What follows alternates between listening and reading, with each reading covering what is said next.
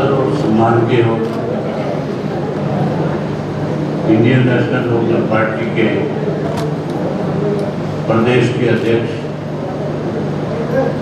पूर्व मेरे विधायक चौधरी नब्बे सिंह राठी जी, पार्टी के युवा के प्रदेश के अध्यक्ष श्री संदीप सिंह संधू जी, बादली विधानसभा क्षेत्र से 2 बार रहे विधायक भाई नरेश शर्मा जी, हल्का के अध्यक्ष श्री रमेश सिलानी जी, आज विशेष रूप से आप सबको आमंत्रित करने वाले और नए सिरे से चौधरी देवलाल की नीतियों में विश्वास व्यक्त करने वाले अपने सैकड़ों साथियों के साथ आज इंडियन नेशनल लोकदल पार्टी में शामिल हुए भाई वतन घबराना जी और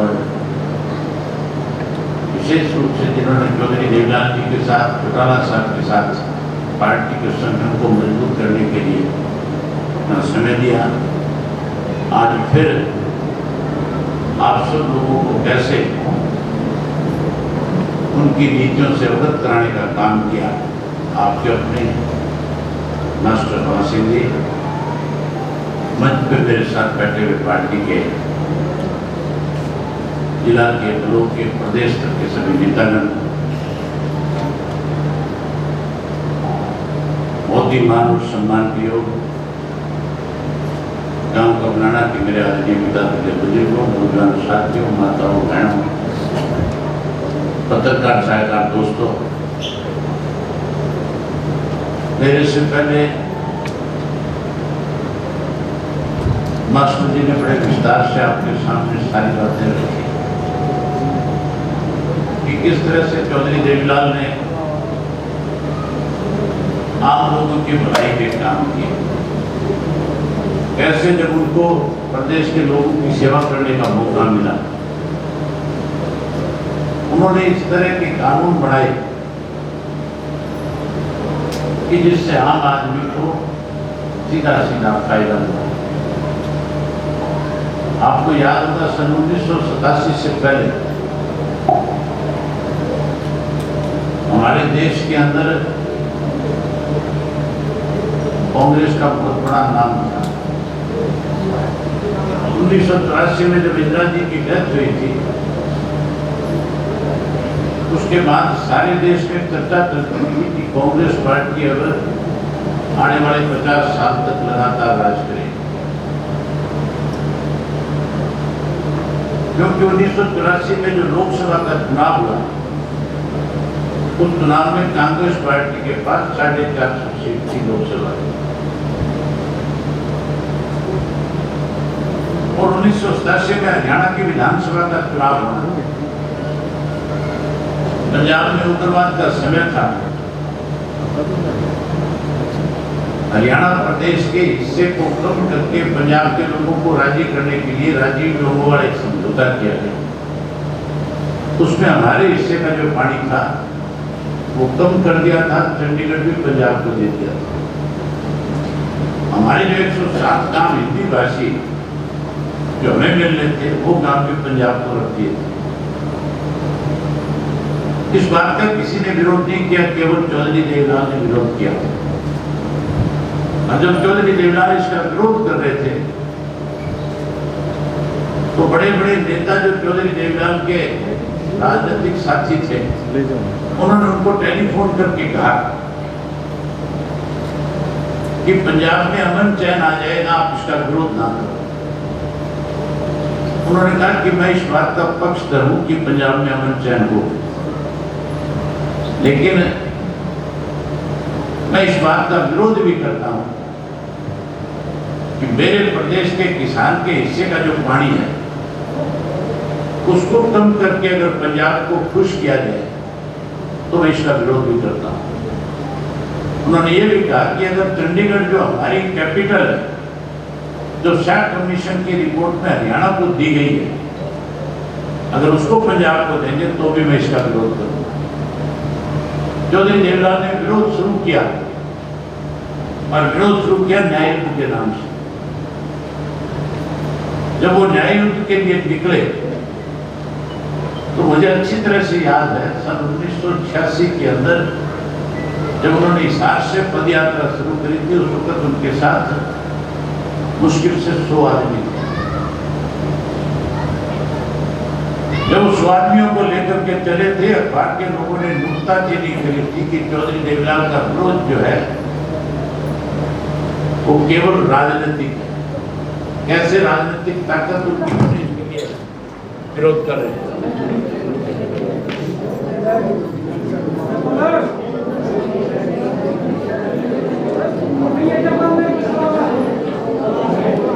बैठो में वैसे काम चला दूंगा।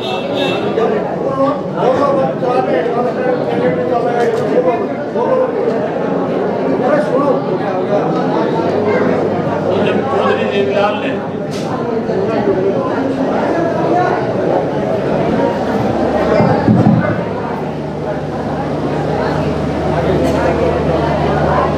तो लोग ये मानते थे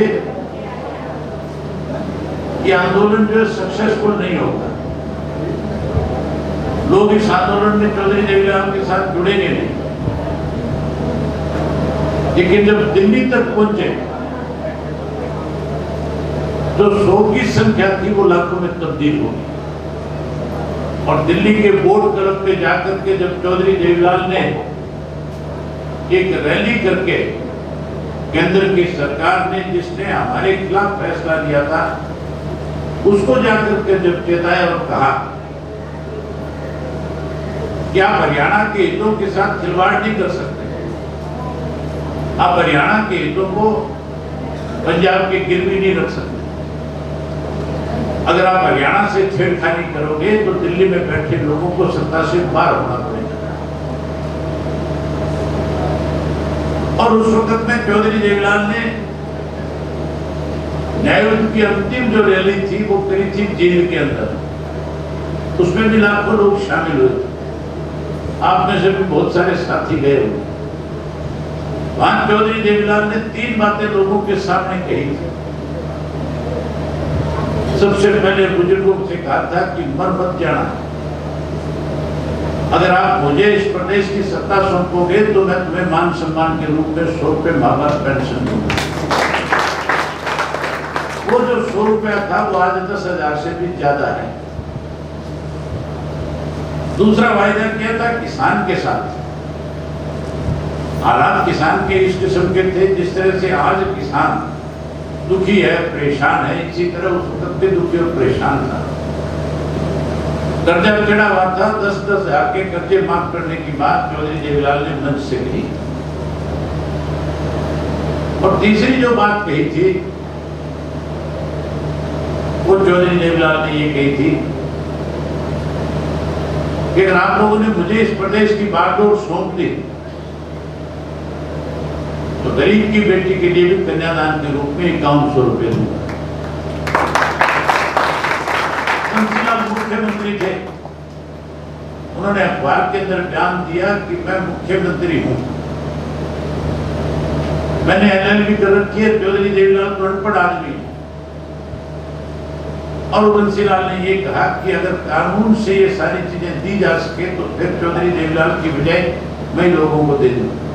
ये केवल बहकाना, आपको बहकाने के लिए इस तरह की बातें कर रहे हैं। नतीजा ये निकला कि जब आपने चौधरी देवलाल को प्रदेश की सत्ता सौंपी, बागडोर दी, तो सबसे पहले किसान का 10,000 का कर्जा माफ किया। 100 रुपये पेंशन करी जो आज बढ़ करके 2250 रुपये हो रही है। और उसके साथ साथ गरीब की बेटी की शादी के लिए 5100 रुपये कन्यादान की स्कीम शुरू करी थी जो आज 51,000 हो रही है। मास्टर जी इसलिए बता रहे थे कि उन्होंने अपने राजनीतिक जीवन में कभी कोई अपने स्वार्थ के लिए राजनीति नहीं करी थी। उन्होंने तो लोगों की कैसे सेवा की जा सके उसके लिए उन्होंने अपना राजनीतिक जीवन जो है लोगों के बीच में खड़े होकर के सेवा में लगाया।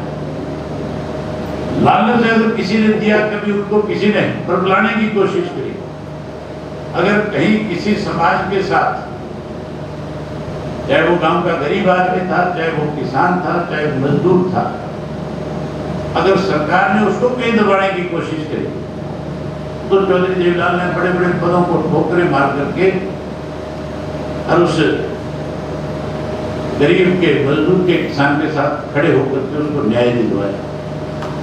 उदाहरण है आपके सामने। चौधरी चरण सिंह को उप प्रधानमंत्री के पद से हटा दिया। चौधरी देवीलाल मुख्यमंत्री थे। अगर स्वार्थी होते तो फिर मुख्यमंत्री का पद नहीं छोड़ते। उस वक्त मोरारजी देसाई ने चौधरी देवीलाल को बुला करके कहा था कि अगर आप मुख्यमंत्री रहना चाहते हो तो फिर चरण सिंह का साथ नहीं दो। चौधरी देवीलाल ने सीधा सीधा कहा उनसे कि मैं मुख्यमंत्री पैदा नहीं हुआ, मैं किसान के घर में पैदा हूं। अगर कोई किसान का अपमान करेगा तो मुख्यमंत्री का पद तो बहुत छोटा है, मैं प्रधानमंत्री के पद पर उसको भी छोड़ सकता हूं। मुख्यमंत्री का पद छोटा, चौधरी चरण सिंह का साथ दिया, फिर उसको मोरारजी देसाई को मजबूर होकर के फिर से चौधरी चरण सिंह को अपनी कैबिनेट में लेना पड़ा। ये बात मैं आपको इसलिए बता रहा हूं कि आज जो मौजूदा सरकार है, जिस सरकार में लगातार गांव में बसने वाला व्यक्ति सबसे ज्यादा परेशान है। आज ऐसी हालत है कि हम अपनी फसल अगर बाजार में बेचने जाते हैं तो सरकार हमें पर्ची काट करके देती है। सरकार की तरफ से टेलीफोन पे SMS आता है, मैसेज आता है कि फलाना किसान गांव का जो अपनी 15 क्विंटल, 20 क्विंटल, 25 क्विंटल फसल मंडी में लेकर के आ सकता है। हमारे ऊपर इस बात की पाबंदी है, अगर किसी के 100 क्विंटल बाजरी घर में होगी तो सरकार उसकी 100 क्विंटल बाजरी एक दिन में नहीं खरीदती, उसको कहती है 20-20 क्विंटल करके हमारे पास 5 दफा में लेकर के आओ। 5 दफा खरीदती नहीं, 25 क्विंटल बाजरी के ऊपर कैप लगा दिया जाता है कि आप 25 क्विंटल से ज्यादा मंडी में नहीं बेच सकते, आपको MSP नहीं मिलेगी, आपको पूरा जो रेट है सरकार की तरफ से वो नहीं मिलेगा। अगर कोई अपनी सरसों लेकर के जाता है तो उस पर भी पाबंदी है। अब की बार तो गेहूं बेचने गए थे, उस पर भी पाबंदी ठीक नहीं थी। अब की बार गेहूं कट्ठी बेच के आए थे, टुकड़ों में बेच करके आए थे।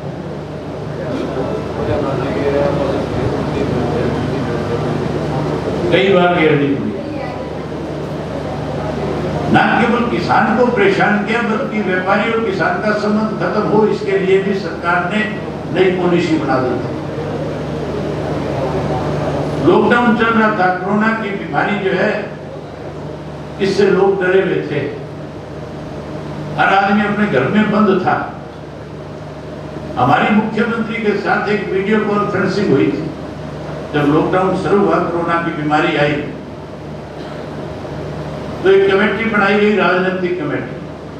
उस कमेटी के अंदर मुख्यमंत्री थे, उसके मंत्री थे, उसमें चौधरी भूपेंद्र सिंह हुड्डा भी थे, उसका मेंबर मैं भी था। और जब बीमारी के बारे में चर्चा हो रही थी, मुख्यमंत्री हमारे से पूछ रहा था इस महामारी से कैसे निपटा जाए। हमने मुख्यमंत्री को कहा कि सरकार जो भी फैसला इस बीमारी से निपटने के लिए लेगी, हम सरकार का सहयोग करेंगे, ना कि हम उसका विरोध करेंगे।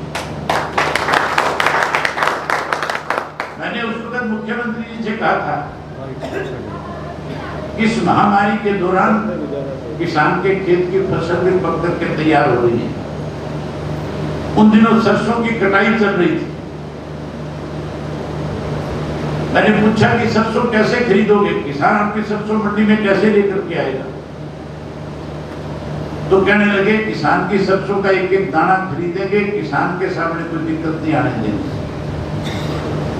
ये भी कहा कि हमने 2200 मंडियां बना दी। सोशल डिस्टेंस का ध्यान रख करके किसान की फसल को ले लेंगे, लेकिन साथियों हरियाणा के किसान की फसल नहीं खरीदी, सरसों फसल खरीदी राजस्थान के किसान की, बिचौलों को शामिल कर लिया। जिस सरसों का भाव 4400 रुपए क्विंटल था, राजस्थान से 3800 रुपए क्विंटल से सरसों लाकर के हरियाणा के गोदाम कर दिए। 600 रुपए क्विंटल के हिसाब से 8000 बोरी लाकर के रखी। 480 करोड़ रुपया सरसों में हरियाणा प्रदेश के किसान को तो दिया नहीं, राजस्थान से जाकर के बिचौले खा लिए। जब हमें इस बात का पता लगा, मैंने मुख्यमंत्री से कहा, तो मुख्यमंत्री ने फिर जहां जहां सरसों रखी छापे मराए, और छापे मरा करके मुझे टेलीफोन करके बताया कि सरसों में गड़बड़ी है। मैंने कहा जिन लोगों ने गड़बड़ी करी है उनके खिलाफ कार्रवाई करो, उनको पकड़ो। बजाय जो मगरमच्छ थे जो ये काम कर रहे थे उनको पकड़ने की बजाय 4 सेक्रेटरी सस्पेंड कर दिए, सजा सेक्रेटरियों को दी, और पैसा सरकार में बैठे लोग अपनी जेबों में डाल दिए। ये हालत गेहूं में थी। अब की बात, जब तुम अपनी गेहूं बेचने गए थे, सबसे पहले तो 25 क्विंटल से ज्यादा लेकर के नहीं जा पाए, और उसके बाद आपकी जो पेमेंट थी, डेढ़ महीने के बाद किसान को उसकी पेमेंट करी गई। 1.5 महीने का मतलब ये था कि 17,500 करोड़ रुपया केंद्र की सरकार से हरियाणा को गेहूं की खरीद करने के लिए दिया गया।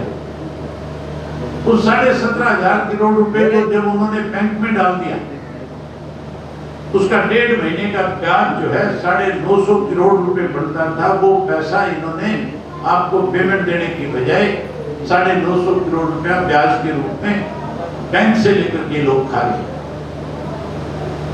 हमने जब कहा कि इस चीज की जांच हो, तो आश्वासन दे दिया कि जांच करेंगे। लोग परेशान हो रहे थे, लोग घरों में बैठे थे, लोगों की फसल ही खरीदी जा रही थी। मुख्यमंत्री को, सरकार में बैठे लोगों को चिंता हो रही थी रेवेन्यू की। मुख्यमंत्री ने हमारे सामने 2 बात रखी, कहने लगा रेवेन्यू नहीं आ रहा, तनख्वाह के पैसे नहीं दिए जा रहे। तो हमने पूछा क्या करोगे? कहने लगा शराब के ठेके खोल देते हैं, कहने लगा रजिस्ट्रियां खोल देते हैं। जब शराब के ठेकों का विरोध हुआ, तो शराब के ठेके खोलने के बजाय गोदामों में चोरी करवा दी। फतेहाबाद के गोदाम से चोरी हुई, सोनीपत के गोदाम से चोरी हुई, पानीपत के गोदाम से चोरी हुई, अम्बाड़ा के गोदाम से चोरी हुई। जो चोर थे, जो चोरी से दारू निकाल करके लाखों बोरियां, लाखों बोतलें, जिन्होंने जो 100 रुपए दारू की बोतल थी 400, 500 रुपए में ब्लैक में बेचने का काम किया। आज तक उन लोगों के खिलाफ कोई कार्रवाई नहीं। एसआईटी का गठन कर दिया, लिपापोती करके उस रिपोर्ट को ठंडे बस्ते में डालने जा रहे हैं। उसके बाद रजिस्ट्री खोल दी। रजिस्ट्री में अकेले आपका जो गुड़गांव जिला है उसके अंदर 1199 रजिस्ट्रियां करी। हम कोई भी रजिस्ट्री कराने जाते हैं, हमें एनओसी लेनी पड़ती है। किसान अगर अपनी जमीन किसी को बेचता है, उसको कितनी सारी एनओसी लेनी पड़ती है। ये सारी जमीनें बिना एनओसी के दे दी। और एक ऐसा गांव था जिस गांव के अंदर सुप्रीम कोर्ट ने भी आदेश कर रखा था, इन 2 गांवों की जमीन जो है इनकी रजिस्ट्री नहीं हो सकती, क्योंकि वो 900 मीटर के दायरे में आता था। वहां पे डिफेंस का डिपो है, उस डिपो के नजदीक मकान नहीं बना सकते। बावजूद सुप्रीम कोर्ट के रोक के बावजूद भी उस गांव के टीमा गांव के अंदर रजिस्ट्रियां कराई गई। मुख्यमंत्री कहने लगा कि इसमें गड़बड़ हुई है, इसलिए मैंने रोक लगा दी। मैंने मुख्यमंत्री जी से पूछा कि मुख्यमंत्री जी रोक तो लगा दी, आप कहते हो गड़बड़ हुई है। हम कहते हैं कि 2 लाख से लेकर के 10 लाख रुपए एक रजिस्ट्री के हिसाब से लिए गए हैं। तुम्हारे अधिकारी जो है स्वयं ये बयान दे रहे हैं, आपने जो पैसा इन रजिस्ट्रियों के अंदर जो तहसीलदार के माध्यम से ऊपर गया है, मैंने पूछा कि क्या वो पैसा आपके पास आया? मुख्यमंत्री कहता अगर मेरे पास आता तो मैं रोक क्यों लगाता? अगर मुख्यमंत्री पे नहीं आएगा तो फिर उस डिपार्टमेंट के मंत्री पे जाएगा, और उस डिपार्टमेंट का मंत्री कोई और दूसरा नहीं है। जिन लोगों ने हरियाणा प्रदेश के लाखों लोगों के साथ विश्वासघात किया, जो लोग अपने स्वार्थ के लिए चौधरी देवीलाल के नाम को बीजेपी के गिरवी रख करके आए, जिन लोगों ने आप सत्ता की तरफ बढ़ रहे थे, आपको रोक करके खुद सत्ता में शामिल हो गए, उन लोगों के पास ये मंत्रालय। आज हरियाणा प्रदेश के अंदर जिस तरह से जिन लोगों ने आपके साथ विश्वासघात किया था, आज उसी तरह से उन लोगों के लिए सोशल मीडिया पे लिखा जा रहा है। आज उनके असली चेहरे बेनकाब हो गए। किस तरह से आज हरियाणा के अंदर लूट मची है, वो लोग किस तरह से उसमें शामिल है। जहां किसान की कमेरे की लड़ाई चौधरी देवीलाल लड़ते थे, चौधरी देवीलाल का नाम लेकर के सत्ता तक तो पहुंच गए, लेकिन आज किसान कमेरा जब इस प्रदेश में लूट रहा है, उसकी मदद करने की बजाय उस किसान का मजाक बनाने का काम कर रहे हैं। इसलिए साथियों, आपसे निवेदन करने आया, अगर आप जब से हरियाणा प्रदेश में चौधरी देवीलाल की नीतियों को फिर से लागू किया जाए तो आपके पास एक मौका है। अभी बड़ौदा का उपचुनाव है और बड़ौदा के लोग दुखी है, परेशान है। वहां के लोगों ने फैसला कर रखा है कि हम किसी भी कीमत पे भारतीय जनता पार्टी जेजेपी के उम्मीदवार को इस चुनाव में जमानत नहीं बचने देंगे। कांग्रेस की हालत आज ऐसी है कि कांग्रेस की दाल फिर आज जूतियों में बढ़ रही है। कांग्रेस की तो ऐसी हालत है कि अगर कोई बुड्ढा जी के पास चला जाए तो फिर मान के चलो शैलजा उससे नाराज हो जाती है,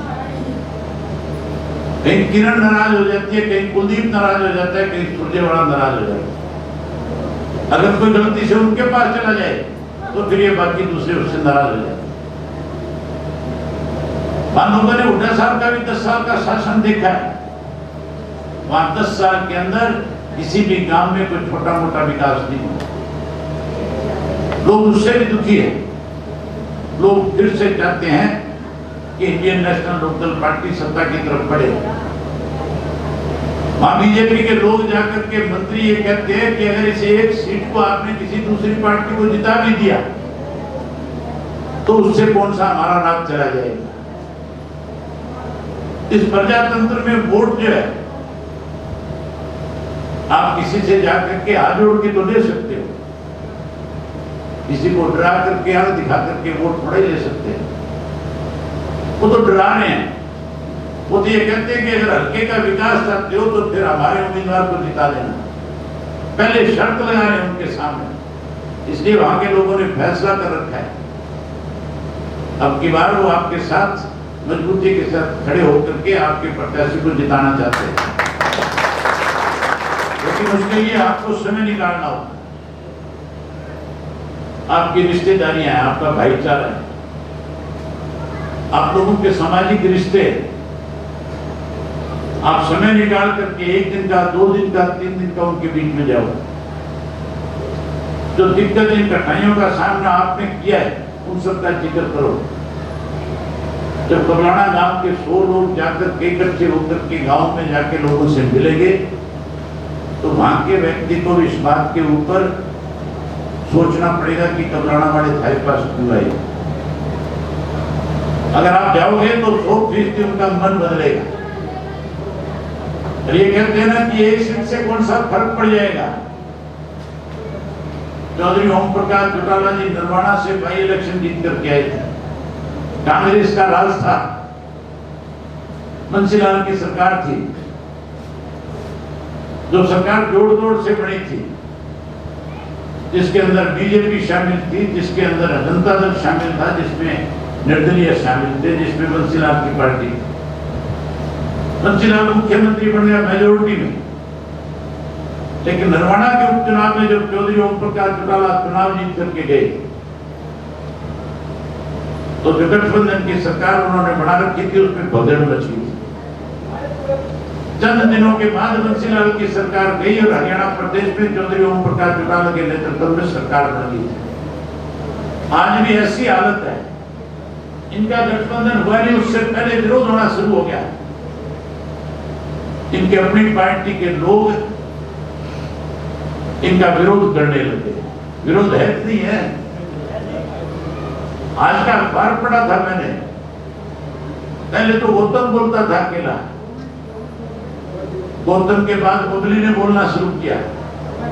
आज तो बरवाड़ा से जो विधायक है उसने भी सरकार की तीखी आलोचना करी है, उसने भी कहना शुरू कर दिया बड़ौदा के उपचुनाव में आप अपने पार्टी के प्रत्याशी को जिता करके लेके आओ, 100% इस गठबंधन की सरकार को सत्ता से पार कर देंगे। आज जो जिन साथियों ने वतन के साथ मिलकर के युवाओं ने जिन्होंने आज इस पार्टी को ज्वाइन किया, मैं उन युवाओं का सबका स्वागत करता हूं, उनका अभिनंदन करता हूं। और एक बात आप लोगों से और कहना चाहूंगा, जब आप सत्ता में आ जाओगे, चौधरी देवीलाल ने जो वायदे लोगों के साथ किए थे उनको हमेशा पूरा किया। चौटाला साहब ने सरकार आपके द्वार लगा करके हर गांव के व्यक्ति की पंचायत की बात को सुनकर के विकास के काम कराए, रोजगार दिया, नौकरी दी। वहीं आने वाले समय में जब आप अपनी पार्टी को सत्ता में लेकर के आओगे, हम चौधरी देवीलाल की नीतियों को आगे बढ़ाते हुए किसान का कर्जा माफ करने का काम करेंगे। जहां किसान का कर्जा माफ करेंगे, इन लोगों ने तो वायदे किए थे 5100 रुपये हम पेंशन कर देंगे। आप अपनी पार्टी को फिर से सत्ता में ले आओ, हमारी रगों में चौधरी देवीलाल का खून है, पहली कलम से काम करो। नहीं, हमारी माताएं बहनें जो बैठी है, जिस घर में बेटी पैदा होती है उसके माँ बाप को चिंता होती है कि मैं इसकी शादी कैसे करूं, जिसको कैसे पढ़ाऊंगा, लिखाऊंगा, बड़ा करूंगा। चिंता करने की जरूरत नहीं, आप अपनी सरकार बनाओ, बेटी की शादी के लिए 5 लाख रुपए करने। इन्होंने तो वायदे किए थे कि हम युवाओं को 75% रोजगार देंगे, जो बच जाएंगे उनको 11,000 रुपए बेरोजगारी भत्ता देंगे। ना रोजगार दिया, ना बेरोजगारी भत्ता दिया, 9 महीने निकल गए और ना देंगे। युवा साथियों, तुम अपनी कोशिश करो और लोगों को जोड़ो। हम हर घर से पढ़े लिखे युवा को रोजगार देने का काम जब बड़ौदा का उपचुनाव तुम जीतो, ताकि आने वाले समय में लोगों में विश्वास आपकी पार्टी के प्रति बढ़े, और जब विश्वास बढ़ेगा तो 100% अगला समय आपकी पार्टी का होगा। यही बात आपसे करने आया था। जो साथी शामिल हुए उन सबका स्वागत करता हूँ, अभिनंदन करता हूँ, और मास्टर जी से एक बार फिर आग्रह करता हूँ कि मास्टर जी, अब गांव में बैठने की जरूरत नहीं, आप जैसे व्यक्ति आप लोगों के बीच में जाओ, चौधरी देवीलाल जी की नीतियों को फिर से लोगों के बीच में ले जाकर के बखान करो, बताओ, ताकि इन बेईमानों से हमें छुटकारा मिल सके।